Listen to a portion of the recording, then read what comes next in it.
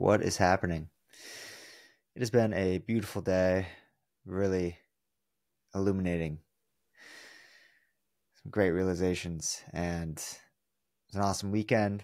And leading up to it, had a very just insightful week last week. The biggest thing I realized was that it's okay to be frustrated as a foreigner living abroad. It is okay to wish things were different or to get irritated and angry and pissed off sometimes because it's not easy and it's not supposed to be. So now I'll backtrack and explain everything leading up to that and how it's changed since then. So I came to Japan because I'm a travel writer. It's what I love. I love to tell stories about cultures and people and place. And Anthony Bourdain, who's one of my greatest inspirations, said, I travel and I write about how it makes me feel. That is essentially what I do. I wouldn't say I'm like a travel writer where, I'll review hotels and tell you 10 things to do in Bangladesh. Although that sounds pretty fun. But I go places, I love to travel and observe the way that place works. What do the locals do? How does it feel? What's the essence of the place? And I've traveled a decent amount in my life, very lucky, but I realized in 2019 that I want to live in a foreign country, like full time, and Japan was the place. I've been fascinated with Japan since I was a kid. I grew up watching Dragon Ball Z and playing Pokemon and watching it. Extremely nostalgic. I love those games, and I don't play them anymore or watch the shows or anything, but it's just like to be in this environment where those shows and anime and it's such an integral part of Japanese culture. It's really cool. And that's not the only reason I'm here, but that's just a fun little part about living here. I just loved as a kid, I was interested in like the aesthetic of Japan. I loved the old paintings of like with the woodblock prints and I think it's Endo Hiroshige or just the style and the style of the people, the food, the culture, the nature, the cities, everything seemed so otherworldly, and it's definitely blowing up right now, Japan. I feel like 5 years ago it was maybe just because it was so unknown to me, but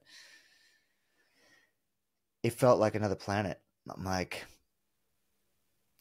yeah, I've been to Europe and around America and stuff, but like Japan is another planet. It's so different. It's the long plane flights, and I came here for the first time in 2019, and that was when I realized I'm like, yep, this is where I gotta live. It's a beautiful blend of so different from the West, yet so livable as well. Like I could have a life here, which I do. And I've been here for almost 2 years. I lived in Osaka for a year and a half, working as an English teacher. Now I'm living in Tokyo, and this was a dream come true. It is a dream come true, but it was my dream for so long that I have constantly put pressure on myself to see the beauty in Japan, to be in awe at all times, even when it's been hard, because these past 2 years have been the most transformative and the most challenging times of my life. It has without a doubt been the most difficult season, and that has made it the most beautiful, the most meaningful. And to take a step further back,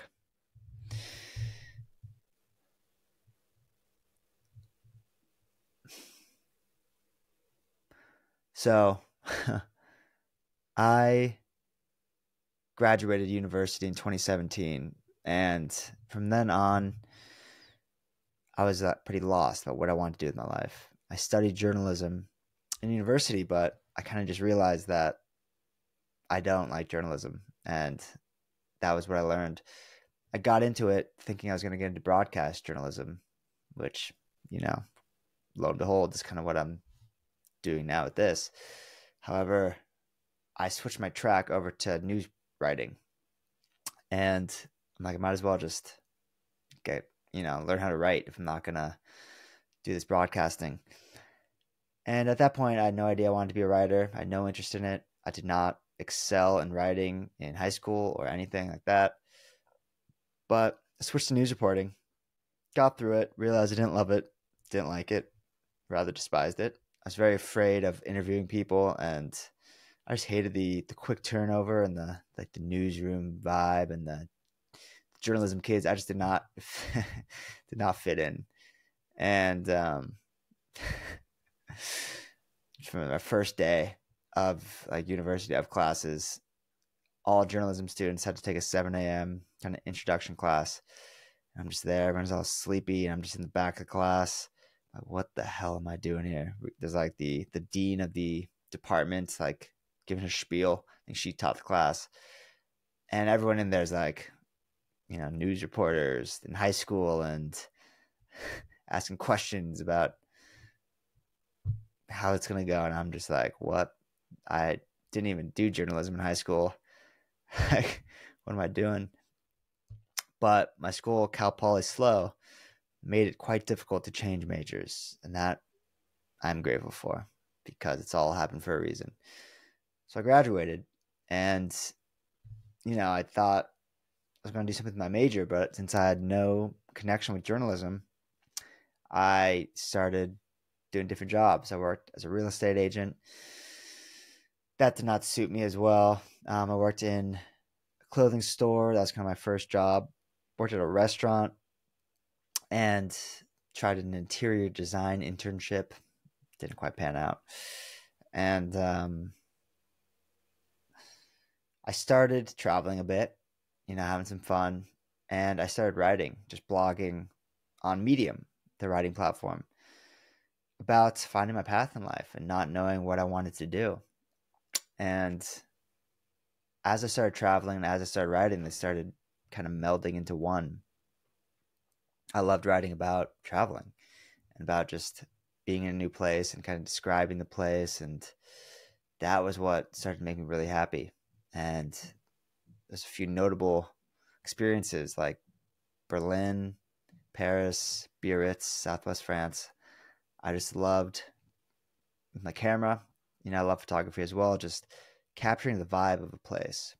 And I started to realize, I'm like, this is what I want to do.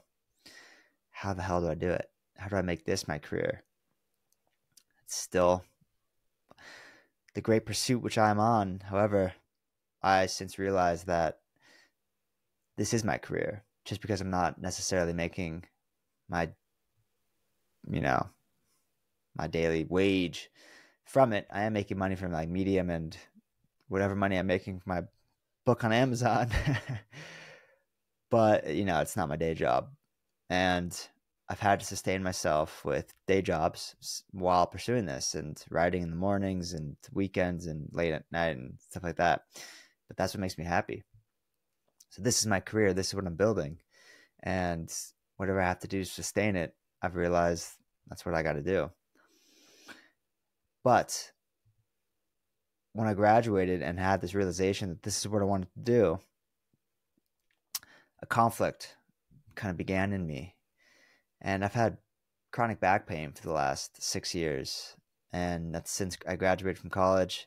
It started, I'm realizing, just around that time, when this whole kind of internal conflict of searching for my path, kind of knowing what I want my path to be, but also not being able to fulfill it in a way with all my energy, and feeling unsatisfied with my day jobs, and just the difficulty of finding what is a job that I truly love, that will contribute to my creativity and just being a writer and explorer and going on adventures and stuff.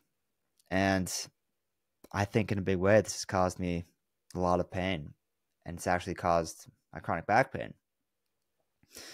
I'm on a spiritual odyssey right now, and for the last 6 years, I've been trying to heal my chronic pain physically. I thought it was a physical thing. And 2 months ago,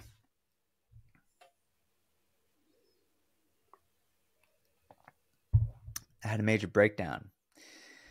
I hit rock bottom, and I had like 4 flare-ups in my back in 1 month. I was just like fucked. And I'm like, I can't go on like this anymore. I kind of decided, I'm like, maybe I can't, just gotta change course here. Like something is not right. And I kind of surrendered to everything, to the idea that I have to live this life like on the road and bohemian, and I want to travel and stuff. I surrendered to the pain and trying to heal physically, and I asked for help. I reached out to the back kind of program that I was in to heal. And it all happened for a reason. I was guided to a woman who helped me see that the chronic pain is due to emotional pain that's been repressed in me since I was a kid. And it all makes sense now. So what's called, it's called TMS, which is the mind body syndrome. And the brain creates physical pain in the body to distract us from the kind of well of unconscious repressed emotions that live inside all of us. And once we start understanding that, start doing the work to understand ourselves, we heal. So I since have embarked on this spiritual odyssey to really understand myself, as much as I can, to heal. And I bring this up because a big part of it is realizing that a lot of the internal conflict, the pain that we're not even aware of. So a big, let's say it's an ocean of repressed emotion that lives within all of us. And repressed means we don't know it's there. So it's what the psychoanalyst Carl Jung called our shadow. And it's where our anger, our sadness, our grief, our shame, our guilt, a lot of the negative things about who we are, they live. And we don't know that they're there. But it's also where what he called our inner gold resides. And it's our gifts, it's our traits, our talents that we've repressed because for some reason, at some point on our journey, we were told to repress it. Maybe our parents didn't believe in our dream to be a dancer, and that's what we wanted, and it wasn't realistic, and we started repressing it unknowingly. And then 10 years later, we have chronic pain in our body because of that repressed emotion. It's very common, and it's been an absolutely mind-blowing 2 months, almost 2 months, about a month and a half since I've embarked on this. So the first kind of step is understanding what is happening. And you need to realize that there's nothing structurally wrong with your body. Like, there's nothing wrong with me. 6 years ago, while working out, it felt like something in my back went out. You probably hear all the time, like, my back went out doing this. And naturally, we think that is the cause of our pain. But the brain uses that situation as a opportunity to begin the chronic pain and whatever we deal with. So, a lot of it is chronic back pain because that's like the greatest affliction of the Western world. And we just think it's unsolvable, or we spend thousands and thousands of dollars on chiropractors and acupuncture and surgery and injections, which don't do anything.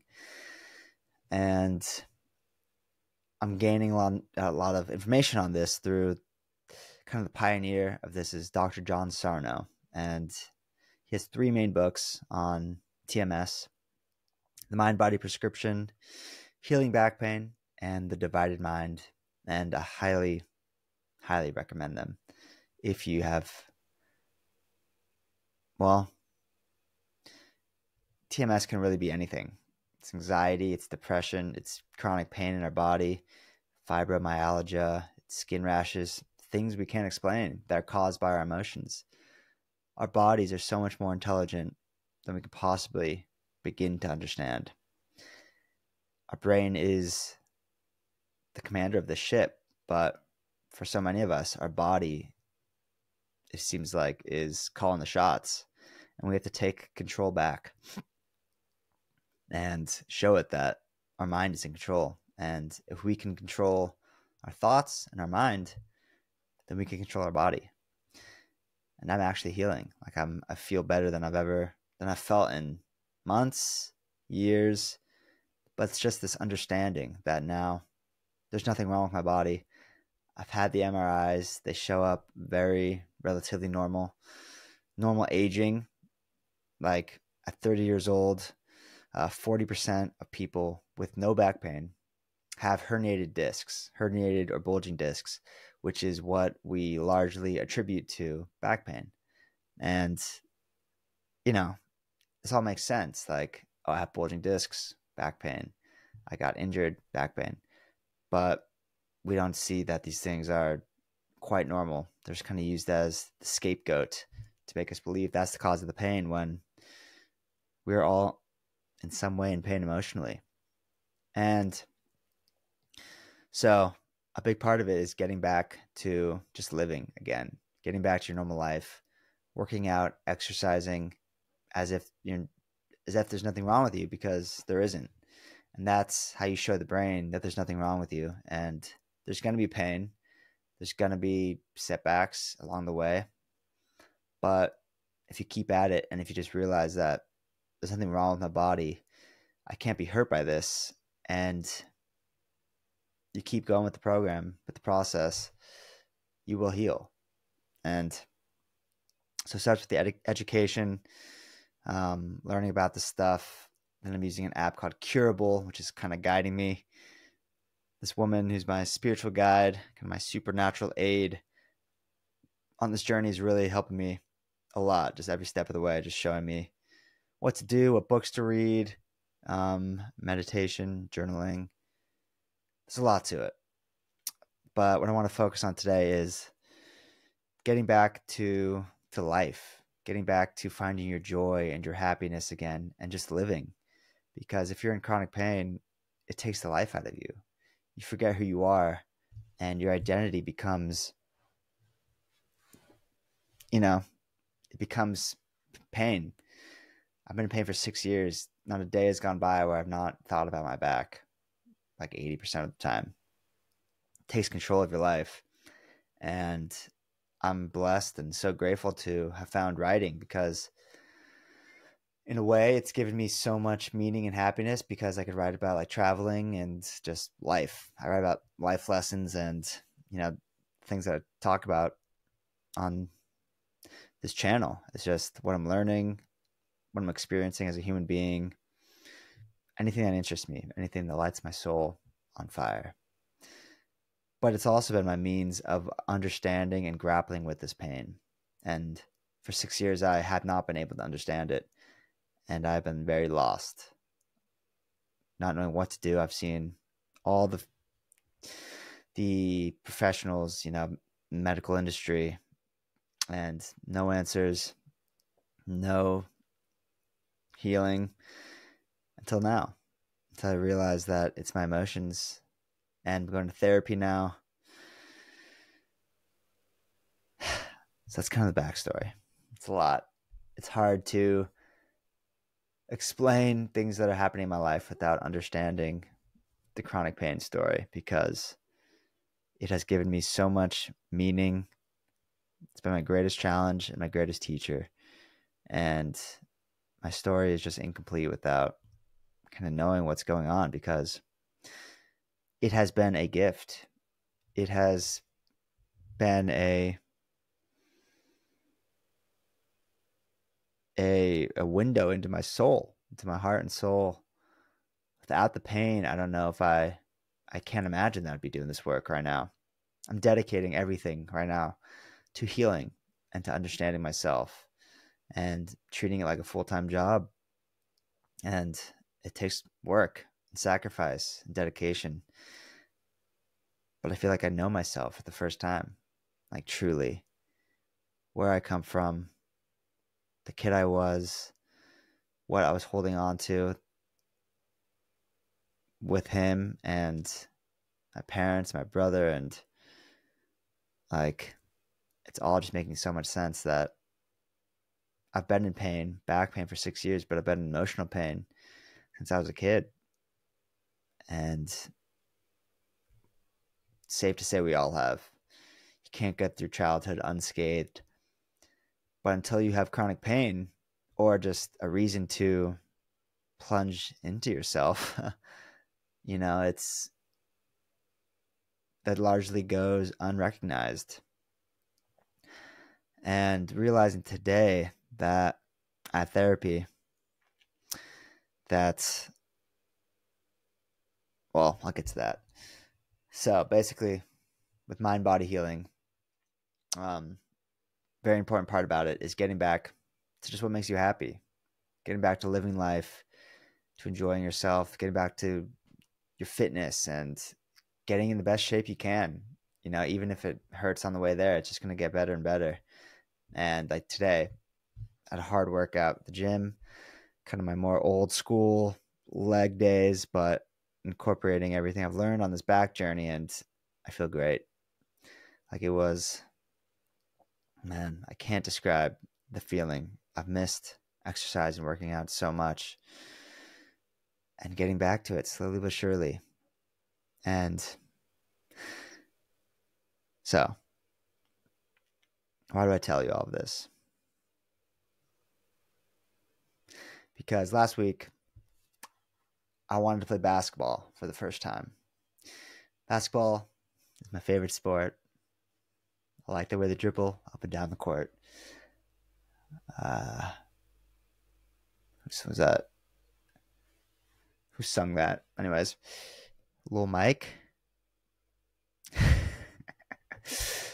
And I'm like, I've waited for the day to play basketball again, been more excited about it and looking forward to it probably more than any other day in the last 6 years. Like, I cannot wait. I want to play basketball again so bad.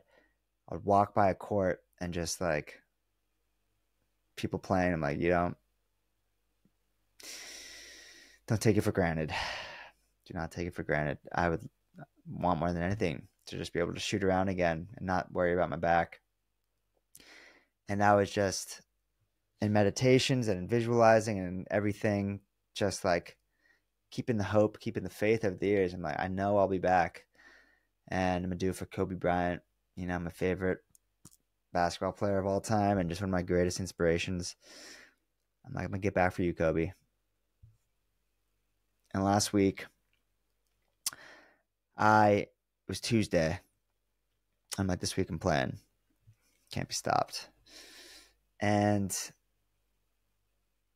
pouring rain on Tuesday, and I go to a sports court, sports center, kind of in my neighborhood, and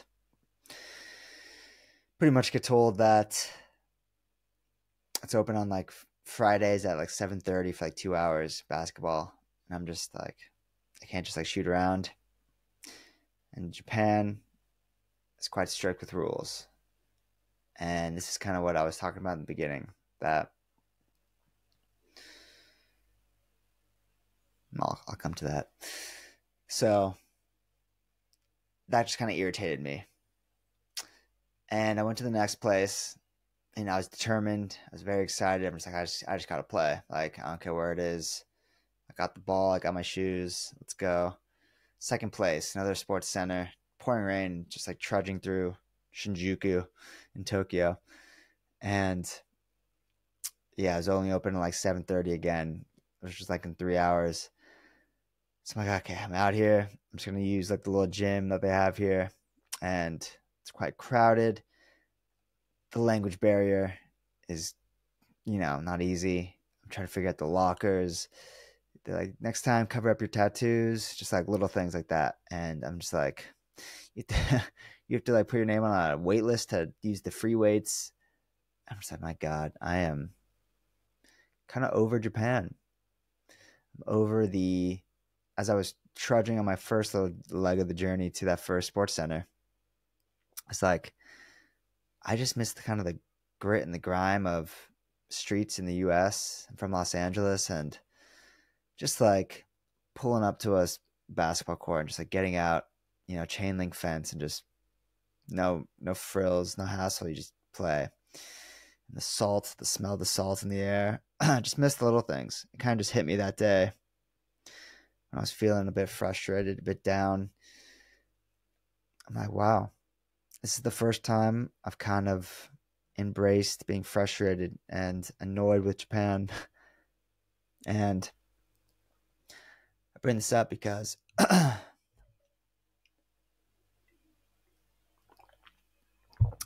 had this, it was my dream to come here. Since I was a kid, it was my dream to come here.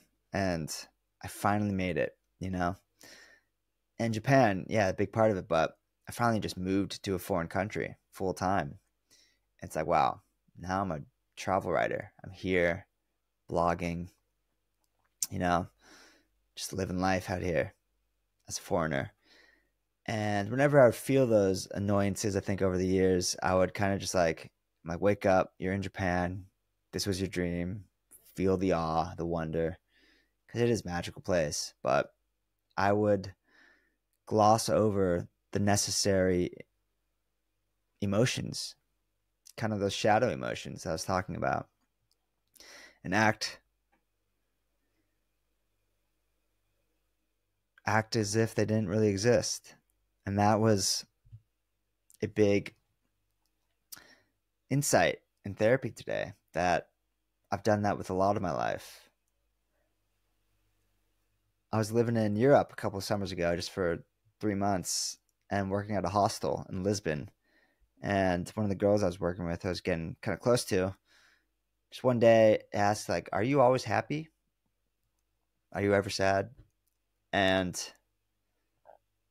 I don't think I answered very truthfully. I think I said, just kind of brushed it off, like, of course. Like, yeah. And I told my therapist that today, and he's like, I think you've done that with a lot of things. That's kind of an opportunity to go deeper and to be present with that moment and maybe share, like, and just made me wonder why, is it really me that is happy all the time or seems happy? I'm always smiling, quite joyful. I have a lot of hope and stuff because I have to. I feel like with the back pain for this last 6 years, I've almost overcompensated with the hope and just feeling good because it's been so hard, in constant pain. And I'm like, this will either like take me out, because at that point I had no answers. And I was like, I don't know when this is going to change, but if I lose hope now, I'm done. And I think I maybe put on a smiling face all the time to kind of just like show myself that I was stronger than it, that I wouldn't let it get to me. But I was pissed a lot.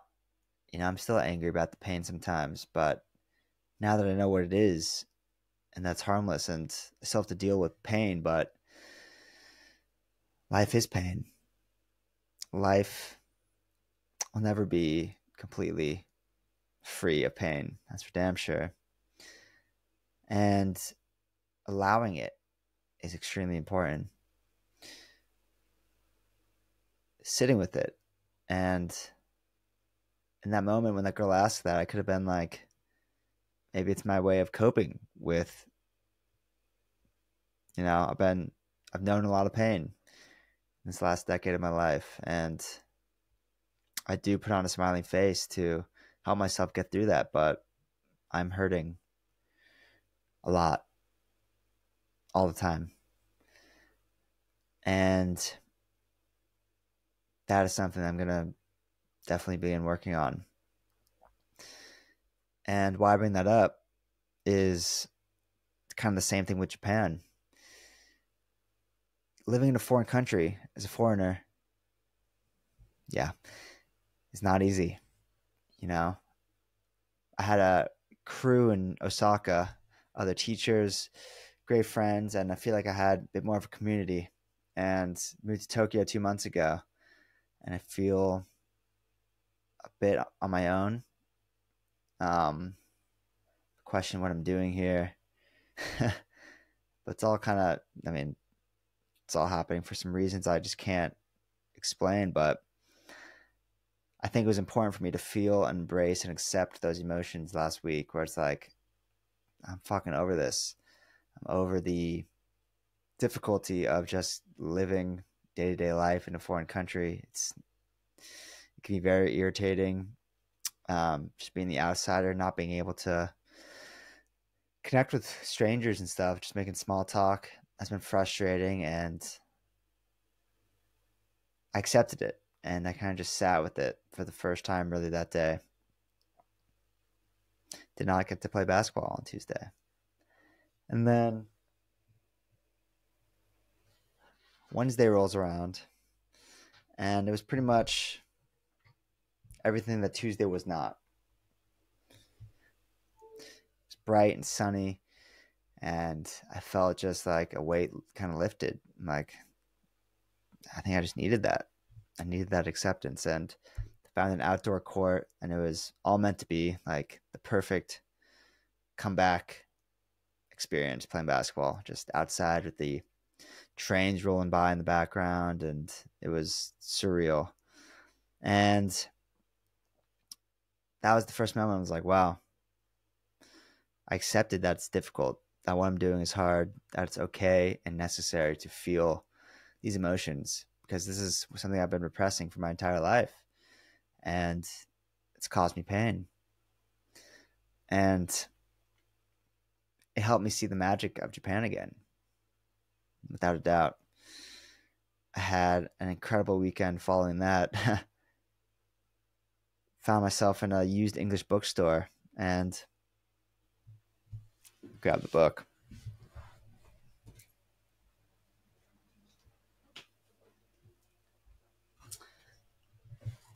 Kind of wandering around, and it's one of those places just like smelled like cigarettes, and I was the only one in there. It's wooded interior, books stacked high, and I had 20 minutes in there. And I was about to leave, and then with a place like that, you don't really go seeking a book. You got to let it find you. And about to leave, and this book jumped out at me. The Sketchbook by Washington Irving. I just love the size. It just feels quality. And it's about 4,000 yen, which is like 25 bucks. And approach the counter. This guy is clearly not Japanese with a woman, and kind of looks at me dubiously. It's like, have you seen the price tag? I guess, sir. It's like, are you a collector? No, just a lover. And he was British, and we started going back and forth, having a good banter. And he told me that later on that night, there's going to be a open mic music night. I'm like, well, Nick, I got nowhere else to be. Good chance I'll be there. And I get my buddy Pat, and we have an epic dinner in Asakusa, and then we head over to the open mic night. And it was the first time where I kind of felt like I found some community, some expats. I mean, it's only been 2 months, but like, it's important. Just be able to talk to people, to hear their stories, just to feel like you're a part of something. And I played some piano on the open mic. It was quite fun. And it just reignited, rekindled the flame in me, my love for Japan. And there will be times of deep frustration. And I don't know how long I'm going to be here. It's been 2 years. But we need to accept those negative emotions, because they are what make us human. They are what make us whole. And we will be in greater pain if we don't learn to incorporate kind of our shadow self. And there's nothing wrong with being frustrated. There's nothing wrong with being sad. And instead of repressing, just kind of allowing and observing and sitting with those emotions, feeling it. And this book jumped out at me. Didn't know much about Washington Irving, but I've heard the name. I'll read the back blurb. Published in 1820, Washington Irving's celebrated sketchbook has proved as enduring as the enchanted Catskill Mountains he immortalized. From these masterpieces in miniature have emerged such universal figures of American fiction and fantasy as Rip Van Winkle, Ichabod Crane, and the Headless Horseman of Sleepy Hollow. Sage storyteller wit, Washington Irving touched on many subjects and treated each with a master's hand. Included in his volumes are tales of romance, vignettes on bygone English customs, travel pictures, reflections on historic landmarks, essays on the American Indian, biographical discourses, and literary musings. Fresh in theme, bewitching in style, and superb in craftsmanship, his stories earned Washington Irving his place as father of American literature. And I'm like, yep, I didn't know I needed it, but that's exactly what I need. I need to fall in love with life again, and writing and traveling and creativity, because since I've embarked on this emotional odyssey, realizing that the pain is emotional, I've gotten my life back. I'm not out of pain completely. I'm still very much on the journey. I know I'm not putting a timeline on it, but destination is not the point anymore. It is what I'm learning every goddamn day. And now that I know there's nothing wrong with me, and then I'm learning about myself and uncovering so much, it's like, wow, I have my life back. My dreams are back on the table of traveling and living in foreign places and not having to worry about my back and finding a gym and just like, just not worrying about that stuff. I could live. In fact, I have to live. I have to embrace who I am fully. And instead of questioning these dreams and these callings inside of me, accepting and surrendering them fully, because that conflict of like, am I supposed to do this? Can I do it? That is what's creating the tension. It's who I am. And to deny who we are creates physical pain in our bodies. It disrupts our nervous system, and it disharmonizes our spirit. And I'm learning to reintegrate and align my spirit just to understand myself. It's extraordinary, to say the least.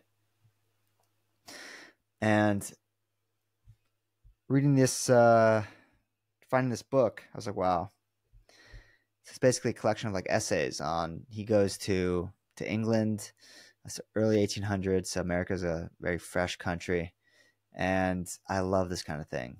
Just like learning about a time and a place told through the words of a long gone soul. I love that. And there's a through line, to the story. It's like his journey, but every essay kind of stands on its own. And one of my other favorite writers who really inspired me more than anybody else to be a writer is Karl Ove Knausgaard, Norwegian contemporary writer. And I found him about 7 years ago when I graduated college and was starting to find my interests in just learning. Like when I graduated, I became obsessed with learning because I didn't have to pass a test anymore. I didn't have to study. I could just learn and devour knowledge just for the fun of it. And I took classes on the great courses online, just like, they're not graded or anything. You're just getting classes on philosophy and psychology, history. I became just like the Khan Academy Just became my entertainment, learning about like the French Revolution and stuff, just for fun. I don't know what came over me, but writing and learning and reading became my life. And I stumbled upon this guy, Karl Ove Nosgaard, in a bookstore in San Francisco. His book, Autumn. And he has this, what's called the Seasons Quartet. 4 books, each a season. And it's very much like the sketchbook. Essays, collection of sketches, kind of having to do with loosely with that season. And I didn't read that book first. I looked up Nosgaard and found out that he has this kind of anthology called My Struggle, which is not Mein Kampf by Hitler, but rather a autobiography, 6 books, about 3,600 pages of just this guy's life. You know, he's a normal guy from Norway. He's had, but he inspired me to find the beauty in the mundane. He writes about everyday life in such a captivating way. I'm like, I don't know why, but I can't stop reading this. I've read the entire series over the years, and I'm like, if he could do it, if he could make Norway, and he blends history and his own interests into all of his books, I'm like, I could do it. And it all hit me when I started reading this book on the Tokyo River, or the river by Asakusa. Not sure of the name. However, wow, this is why I'm here. To go through the difficulties, to write about the things I'm learning, and just about the cultural observations of being a foreigner in such a unique situation. It's not supposed to be easy, and it's not gonna be. I'm learning new things and discovering stuff of myself and the world every freaking day. And this was big because I've been so focused on this spiritual odyssey and just like learning about myself. I've been deep in this, but I'm like, I kind of just got my fire back, my love for travel and books about history and just like places. And I mean, that cover, I just love how kind of classic, old school, Headless Horseman. And it all hit me like, wow, this is why I'm here. That could very well be my next book, like Japan Field Notes, which is something I've been working on since being here. Just like sketches of just random stuff, Japanese culture. And I fell in love with Japan again. Easy to say, but it just gave me a newfound appreciation for what I'm going through. And I think seeing that it's by no means a perfect culture, because no culture is. There are more than our fair share of problems in the US, and Japan is no stranger to challenges and weird shit, and it's very unique. And yeah, no culture is perfect. It doesn't have to be. But we could still have the experience. We could still have the journey. We could still enjoy it. But just know that's not going to be easy all the time. And you don't have to act as if it will be, or if it is. That's what I'm understanding. That to embrace the dark side of the moon makes the whole thing more beautiful, more clear, to embrace the good and the bad, to allow ourselves to feel those things in the world and people and ourselves. It's who we are. We're human. We can feel emotions. And it was one of the most beautiful days in Japan. And I was right after thinking, wow, I'm kind of over this. Like, just exploring this new area of Tokyo. And then since then, it's been just awesome. Tonight for dinner, I just went to this little spot in my neighborhood. And second time there, just like husband and wife run a little shop, just sitting there, just kind of watching him cook behind the counter. You got like a tray of many different little items, like some beef, bowl of rice, kind of a soup of like radish. Doesn't sound that appealing, but just little things. Little noodle bowl, and just hearing the sounds and seeing people come in and out, and dusk is falling, and like, wow, you're here, bud. You are here, and you are having the adventure of your life. No one ever said it was going to be easy, but it's a gift, and it's yours, and just keep living, keep telling the story, keep doing what you can, and be easy on yourself. Be easy on yourself. Much, much love.